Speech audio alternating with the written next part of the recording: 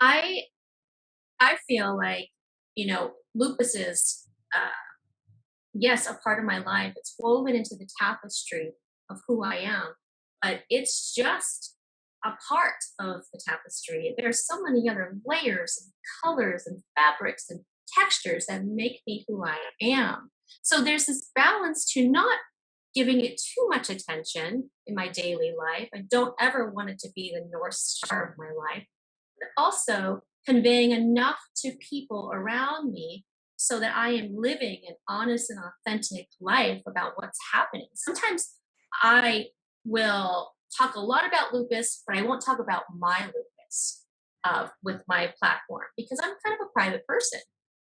And it's really important for whoever's watching to just remind yourself, if you have community and if you have relationships in your life, let them in.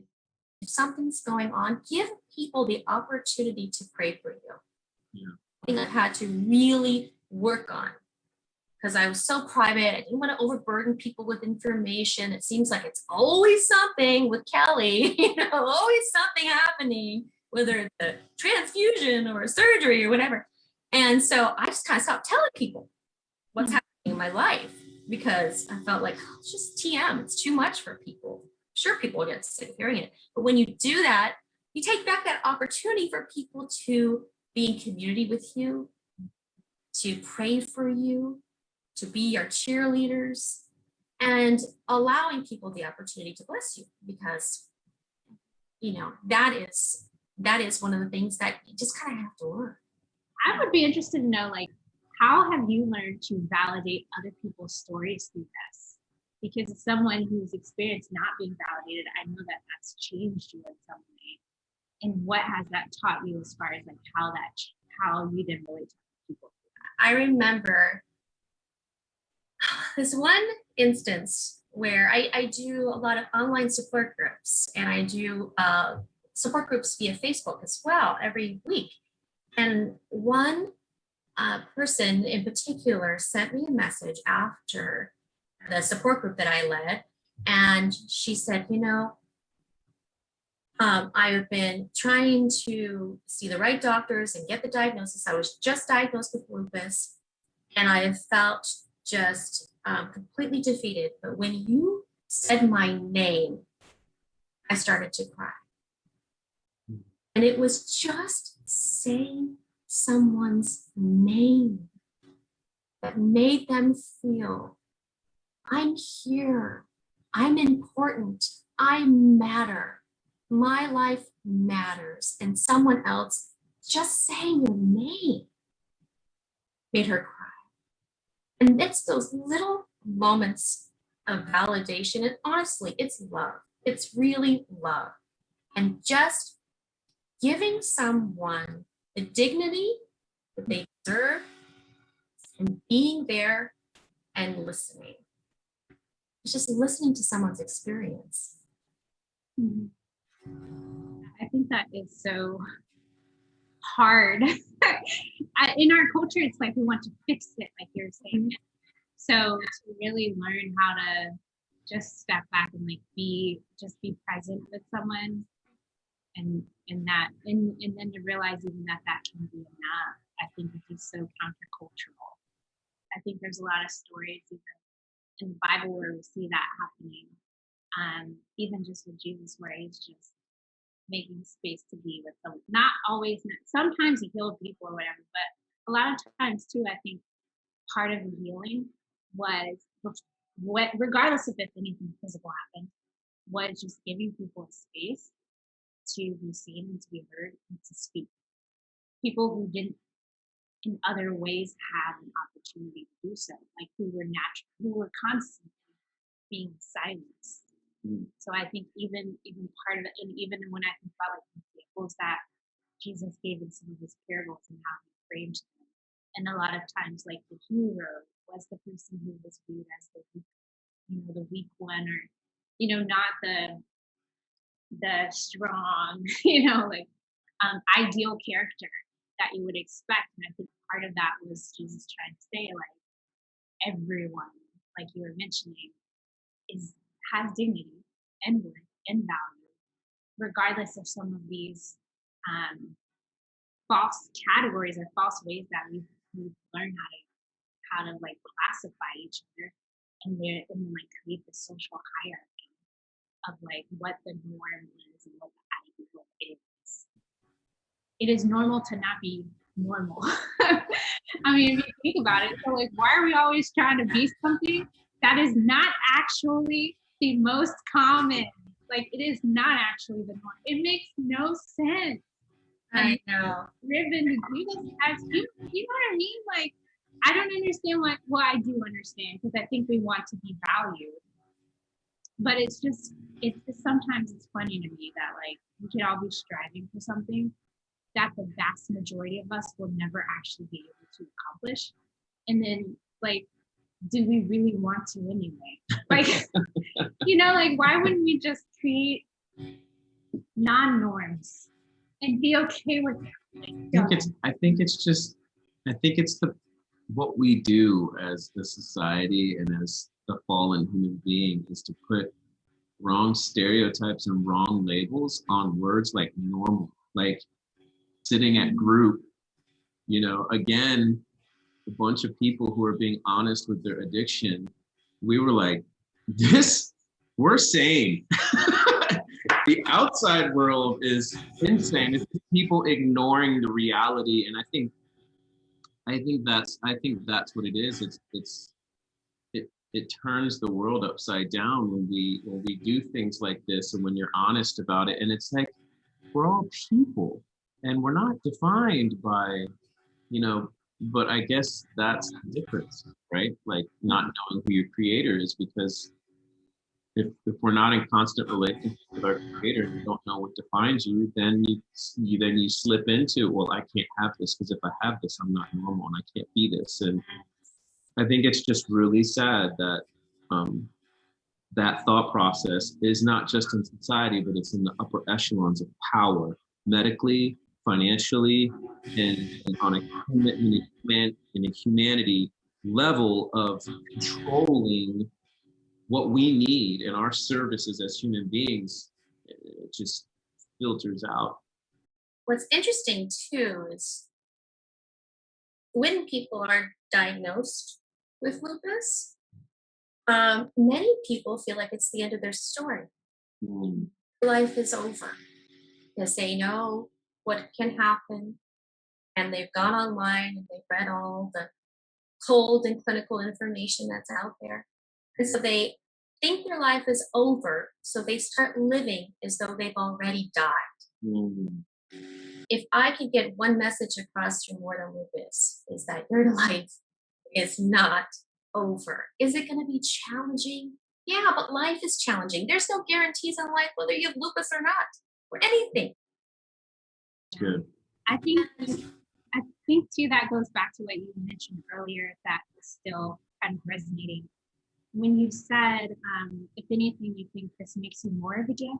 Exactly. And I know I've learned, I think even as a little kid, maybe because I was a misfit in many ways, I've been drawn to the people on the margins, or the people who I knew didn't fit the norm. Because what I realized is usually those are the people who, in my experience, more fully understand the value of what is. And I mean, I know that sometimes trauma or pain, that can cause you to become bitter, or you can go different directions with it. But I've realized that the people that I've found who have been most healing for me are often the people who themselves are either living currently in some sort of situation that brings them face to face with pain, or in the past have experienced pain. And it has changed how they see themselves, how they see other people, and how they relate to life in general. And that has been a gift to me.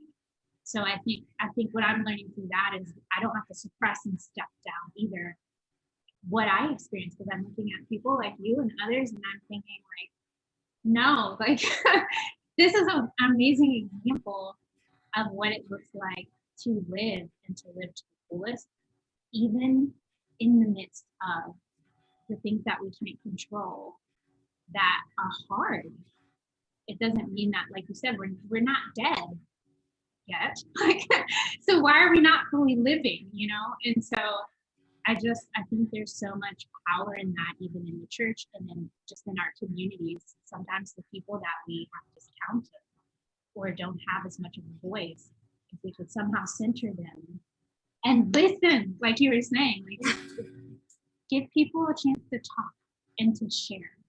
Mm-hmm. I think we is such a stronger, just humanity, and as individuals, I think just stronger.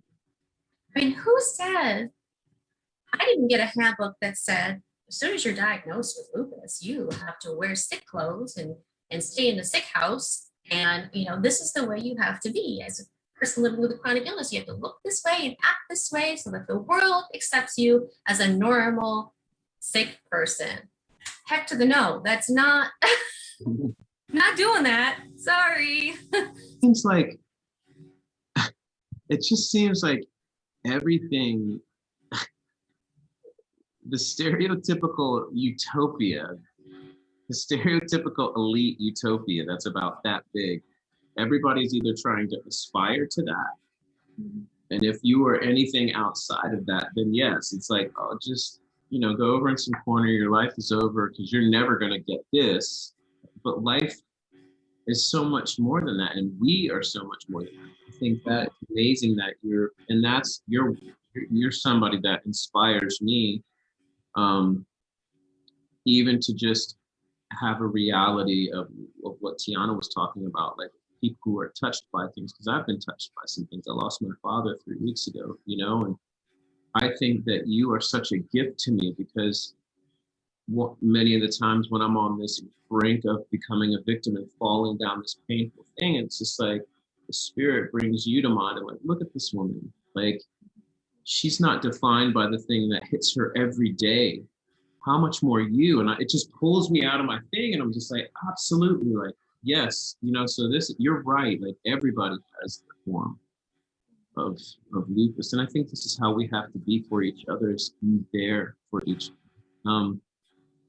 And I think what you were saying was amazing to me when you said, when you were going back and you were saying that some people can't champion for long. And the thing that came to me about that is because we no longer work in community. Because if we worked in community, then there are shifts of champions. When this person is drained in championship, then this person steps in, and it's like this consistent circle. So you keep seeing faces and you keep knowing that you're surrounded. It's just like, we're so like, this is my land and my house and my yard and my bubble. And I mean, I've lived for 2 years and spoke to my neighbors twice. It's like, that's where we're at, and that needs to change. It's like, we need community and love. It's just like you were saying. All she needed was to hear her name. I think one that we are so siloed. The other thing I think too is just we're so busy doing stuff that don't even matter all the time, caught up in our work, and then it's like you could get laid off and replaced tomorrow. Like, right. But it's like it's so urgent, in the moment. Yeah. And sometimes I think that replaces like what the priority of people. It can be so easy to be focused on these things that we're doing. And maybe we're doing these for people, but that balance, Something that just hit me to flip it. Do you think that people without lupus are intimidated? So in being intimidated because they don't understand and don't have the knowledge, they'll shy away because they don't know how to support. Because it could be such a giant thing to them, and they're just like, well, what do I have to offer this person? Because I don't know anything about it. Maybe I don't have money, or maybe, do you think that could be a large part of it? That just came to my mind when you were just talking about the woman that just wanted, when you said her name. So it's like, I want to break through that lie and say, people, it doesn't matter what you think that you have, even to know who you are, you can still help people with chronic illness, and just you can still be, even if it's just saying hello or talking or saying their name or a hug. Well, COVID times, put a mask on. But you know what I'm saying, Kelli? Could that be a switch as well, not understanding? I think one of my favorite quotes is by Walt Whitman, and he said, "Be curious, not judgmental." I love curious people. When someone says to me, "I never heard of lupus, what is that?" To me, that's like, I care about your lived experience and I want to know more. I think we just don't know in general how to communicate with each other anymore. Yeah. Yeah. I also think we're just not comfortable with being uncomfortable. That's it right there. That's it. Yes. Yeah, but this is one thing I would say, because I think about this when it comes to race, when it comes to like health issues. This is the age of Google. Like, I didn't ask you about lupus, but I read a little bit before I came on here. But most of us have Google on our phone or some access to something, the library. We can get past that. Yeah. Like, I think if we hear about people, then we will learn. And like you said, we can ask questions too. Because the thing that came up when you were saying that is like, why don't they just ask you? Like, I would love to support you right now. I have to be honest. I'm still learning about this, and I don't know how best to support you. I think because you said it, because people are afraid, and it's uncomfortable to walk up to Kelli or to know if she said, it's uncomfortable to actually do that, because then when you do that, then you have to actually sit and listen to Kelli. Yes, then you're invested. Yeah, you have to invest. And I think that's what's wrong with our society, is that nobody is, well, not nobody, but the majority, they're so selfish that they're not willing to be selfless and invest in other people. Maybe if they think they're not good enough, or maybe, they think that they don't have enough to offer, or maybe they're just so selfish. So it's like, because we're focused on the output. Yes. Like what would so come good. out of this. That's so good. Yes. And our greatest commodity is time. Mm-hmm. Yeah. To stop and give someone else your attention is giving someone else your time. Yeah. The thing that comes to mind when you were saying that is like this commodity thing. When you use that language, I'm always, we probably talked about this. I feel like our capitalist language, and I know I live in a capitalist society, but I think we come to view our relationships in that way, and I feel like that's dangerous. Yeah. Where it's like, that's why we were even talking about like worth and value and investing. Like that language, like you're a product, and we're trying to create this in goal that's going to be profitable in some way, right? Like successful. And so I feel like some of that, even when we talk about pain or these things that exist in our world that cause us to question like, what really matters, I think those are good opportunities for us to step back and remember that like people are not commodities and relationships are not commodities. We need a new framework, because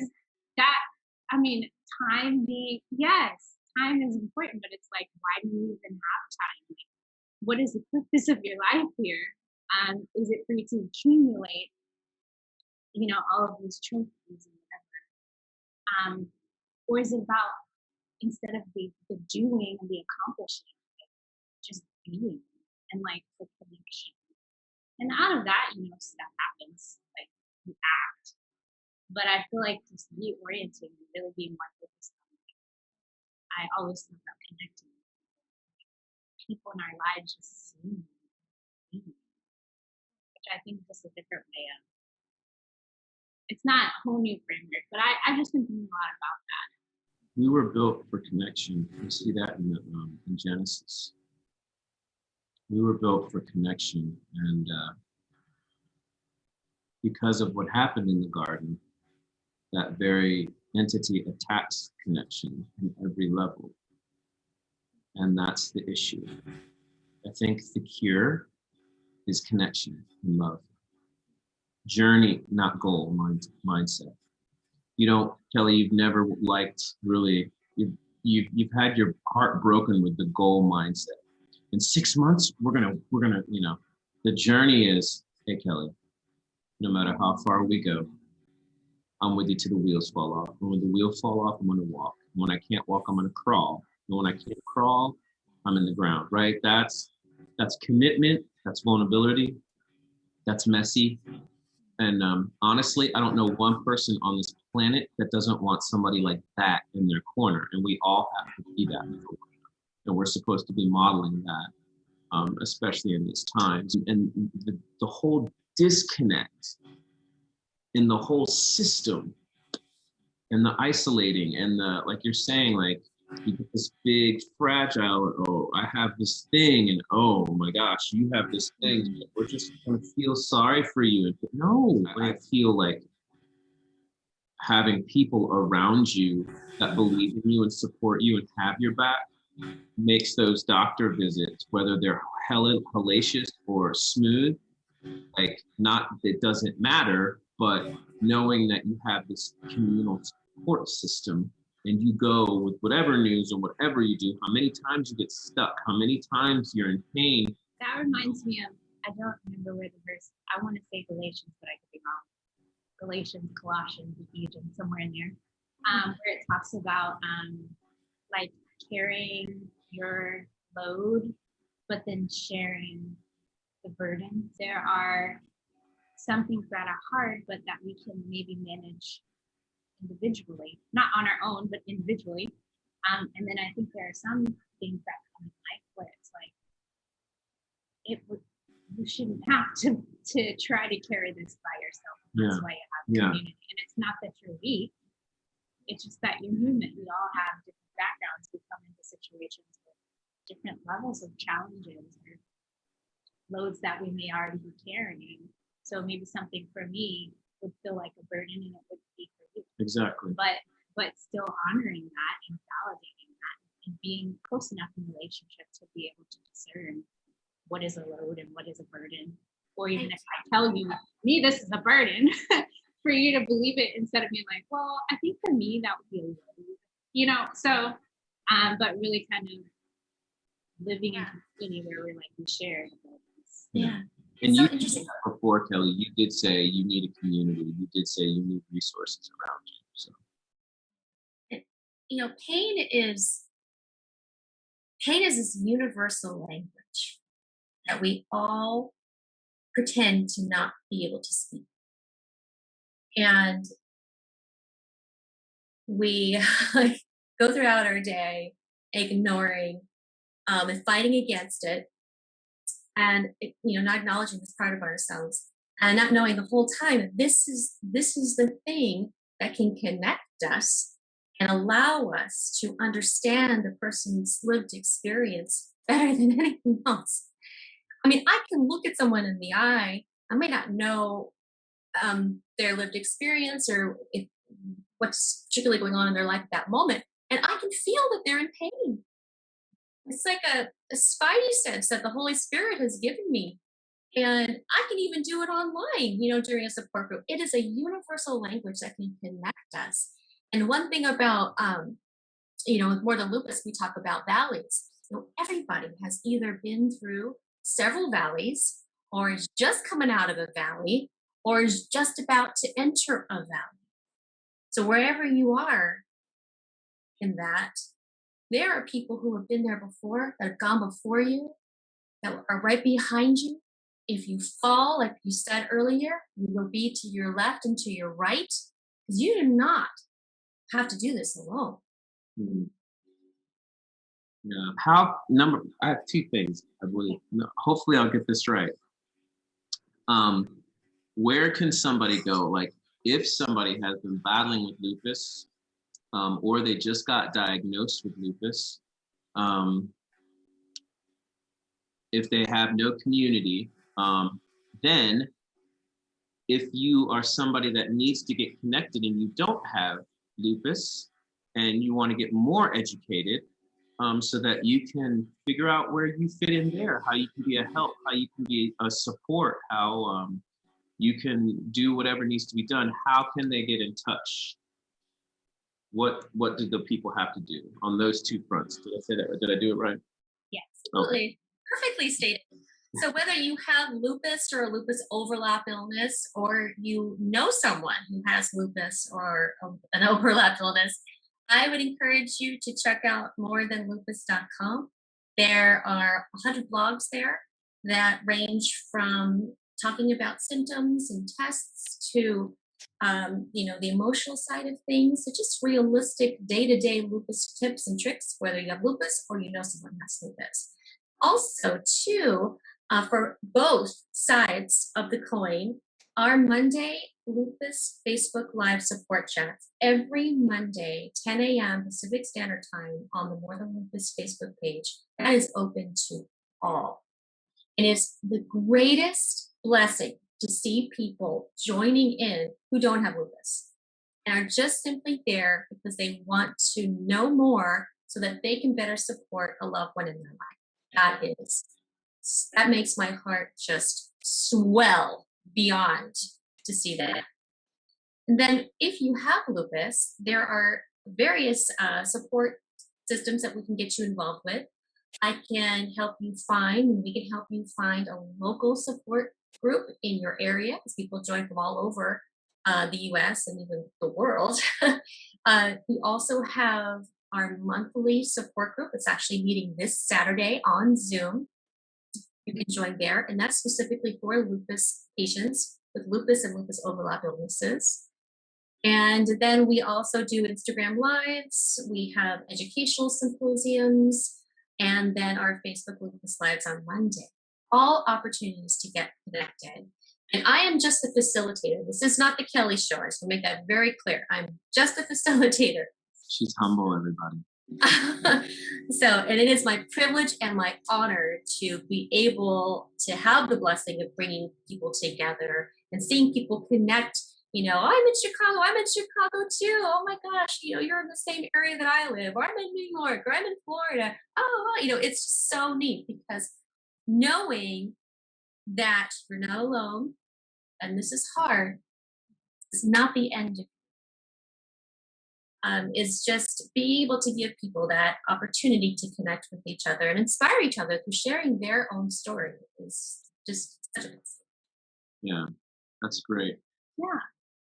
Wonderful. Well, thank you so much, Kelli. We really appreciate you taking an hour out of your night to come hang out with and chat with us and to share a little bit more about lupus and some of the resources that are available through More Than Lupus, as well as through some of the other organizations that you are partnering with, and even just to share some of your insights from your personal story. Thank you for that. In your journey. So I have really enjoyed this conversation, and I feel like we've had that tweetable moment about pain being the universal language that we I was thinking about that we all know and pretend like we don't speak. Right. That will stick with me. So really appreciate you being here. Thanks so much. Miss Kelli Roseta. Yeah. Mrs. Kelli Roseta with More Than Lupus. Everybody, please go support and check her out and check the foundation out. She's doing amazing things. Amazing things. Thank you so much, Kelli. Thank you both. It's been a pleasure. I can't believe it's been an hour that went by so fast. Thanks again. I sure appreciate it. Love you guys so much. Thank you. Love you.